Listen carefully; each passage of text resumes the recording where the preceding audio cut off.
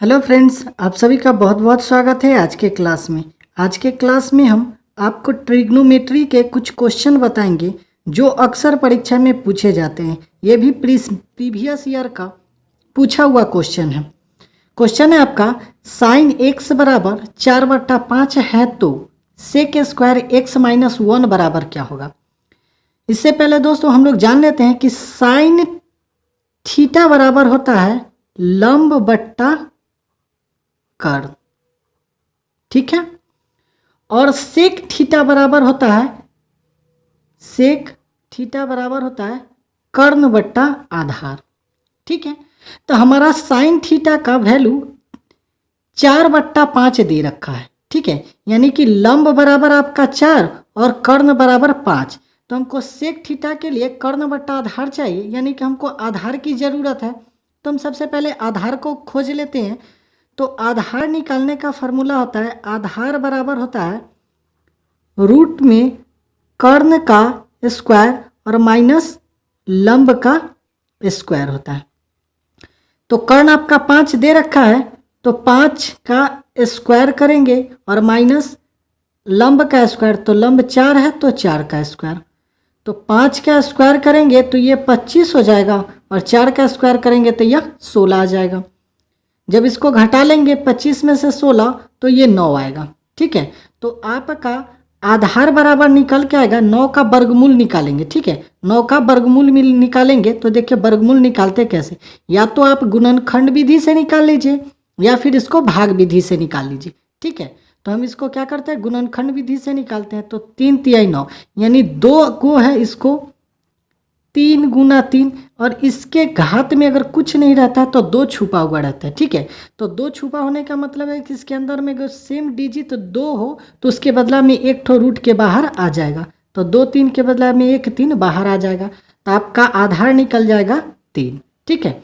अब हमारा क्वेश्चन है कि सेक स्क्वायर एक्स माइनस 1 बराबर क्या होगा। तो जहाँ पर सेक है वहाँ पर हम कर्ण बट्टा आधार लिख सकते हैं।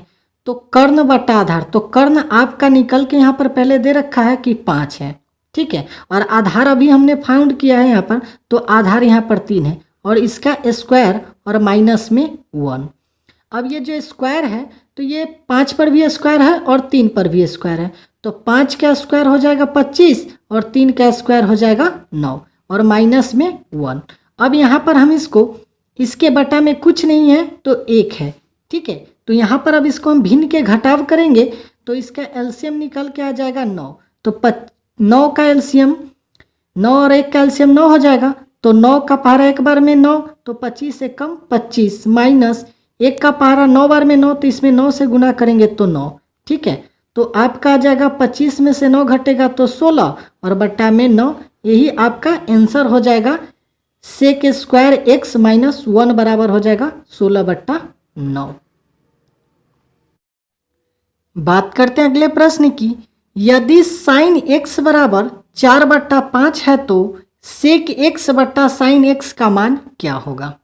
तो देखिए दोस्तों, साइन थीटा बराबर होता है लंब बट्टा कर्ण, ठीक है।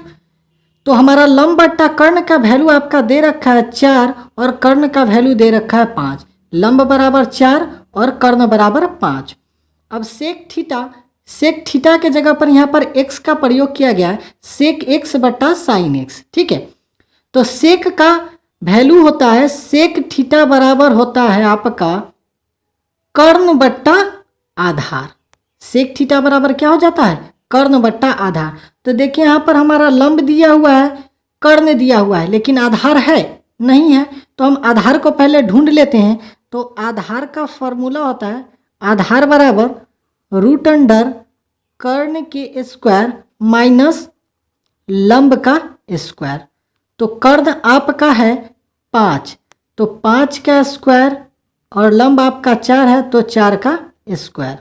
5 का स्क्वायर 25 और 4 का स्क्वायर 16 रूट के अंदर में, और इस 25 में से 16 को माइनस करेंगे तो आपका 9 आ जाएगा।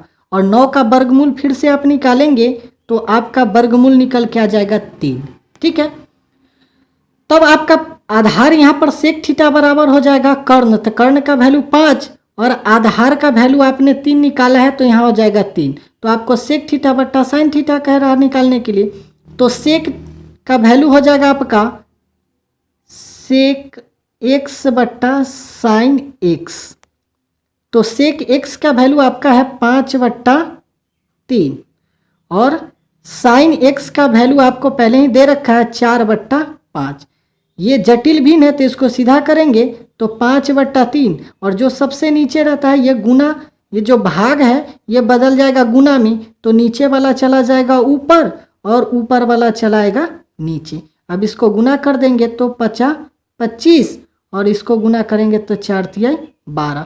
यही आपका वैल्यू हो जाएगा सेक एक्स बट्टा साइन एक्स का वैल्यू आपका निकल के आया है 25/12। बात करते हैं अगले प्रश्न की कि यदि साइन डी बराबर 3/5 है तो sine D plus cos D का स्क्वायर बराबर क्या होगा। ठीक है, तो साइन डी और साइन थीटा के लिए हम लोग जानते हैं कि साइन थीटा बराबर यहाँ डी के जगह पर थीटा लिखते हैं या थीटा के जगह पर डी लिख दें। तो साइन डी बराबर यानी साइन थीटा बराबर हो जाएगा हमारा लंब बट्टा कर्ण, क्योंकि साइन थीटा बराबर होता है लंब बट्टा कर्ण। तो लंब का वैल्यू आपका यहाँ पर 3 दे रखा है और कर्ण का वैल्यू आपका यहाँ पर 5 दे रखा है। ठीक है, और हमें निकालने के लिए कह रहा है कि sine D plus cos D के होल स्क्वायर।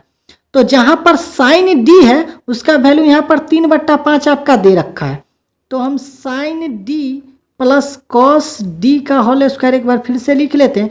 तो जहाँ पर साइन डी दे रखा है वहाँ तो इसका वैल्यू दे रखा है ना 3/5, तो 3/5 रखेंगे प्लस कॉस डी। तो कॉस बराबर होता है आपका आधार बट्टा कर्ण। आधार बट्टा क्या होता है, कर्ण होता है, और इसका होल स्क्वायर पूछ रहा है। तो हमारा 3/5 तो है, प्लस में कर्ण का वैल्यू हमारा 5 दे रखा है, लेकिन क्या आधार का कहीं पर दे रखा है, नहीं। तो जब दे नहीं रखा तो आधार को हम फाउंड करेंगे, तो आधार बराबर होता है रूट अंडर कर्ण का स्क्वायर और माइनस लंब का स्क्वायर। ठीक है, तो कर्ण आपका यहाँ पर 5 दे रखा है, तो 5 का स्क्वायर और माइनस लंब आपका यहाँ पर 3 देख रखा है, तो 3 का स्क्वायर।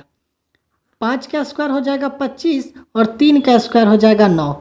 तो 25 में से 9 घटेगा तो क्या आ जाएगा 16, और 16 का जब वर्गमूल निकालेंगे तो आपका आ जाएगा 4। तो आधार आपका कितना हो जाएगा 4 हो जाएगा। ठीक है, तो अब यहाँ पर आधार का वैल्यू हमारा मिल गया 4, तो यहाँ पर रखेंगे 4 और इसका क्या करेंगे होल स्क्वायर कर देंगे।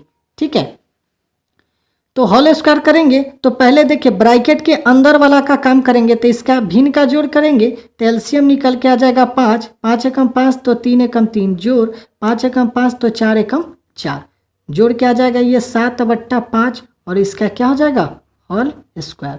तो 7 का स्क्वायर हो जाएगा 49 और 5 का स्क्वायर हो जाएगा 25। यही आपका आंसर हो जाएगा sine D plus cos D के होल स्क्वायर का।